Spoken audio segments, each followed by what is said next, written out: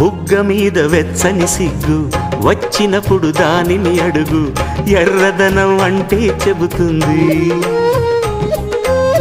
పెదవి కొమ్మ పూసిన పువ్వు అందమైన నీ చిరునవ్వు, తెల్ల రంగు అట్టా ఉంటుంది.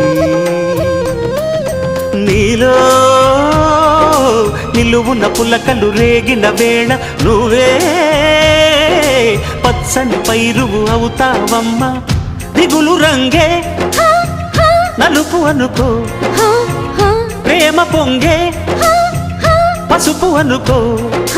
భావాలను గమనిస్తుంటే ప్రతి రంగును చూస్తున్నట్టే, చూపులు ఎవరివైనా చూపించే లోకం ఒకటి.